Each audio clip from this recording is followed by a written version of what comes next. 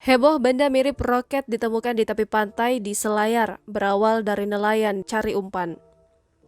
Benda mirip roket ditemukan di Kampung Dadang Bila, Desa Kembang Ragi, Kecamatan Pasimasunggu, Kabupaten Selayar, Sulawesi Selatan. Benda tersebut ditemukan oleh warga sekitar. Camat Pasimasunggu, Nur Mawing, menjelaskan benda itu ditemukan pertama kali oleh nelayan bernama Andi Arifin Lewa 9 Februari lalu. Namun, baru dilaporkan sepekan kemudian, tepatnya 16 Februari, ke pihak Koramil setempat. Nur Mawing menjelaskan, awalnya Andi Arifin Lewa hendak memancing dengan mencari umpan terlebih dahulu. Di saat itulah, Andi Arifin Lewa mendapati benda tersebut di tepi pantai.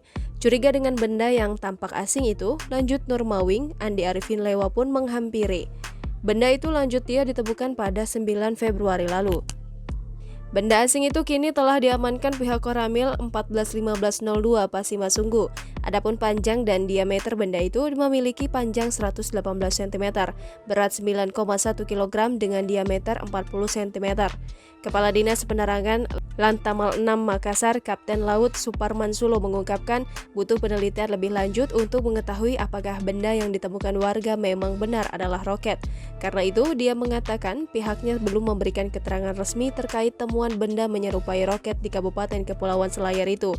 Menurutnya, untuk mengeluarkan statement resmi, pihaknya harus meneliti terlebih dahulu terkait temuan benda asing itu.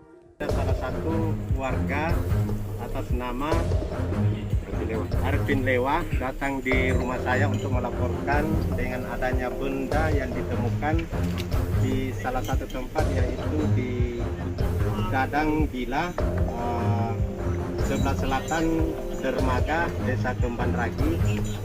Benda ini ditemukan oleh Bapak Arifin Lewa sementara mencari umpan untuk mancing ikan di pantai Dadang Bila, sehingga merasa takut dengan adanya benda tersebut. Karena kenapa dia sampaikan temannya jangan diganggu barang tersebut.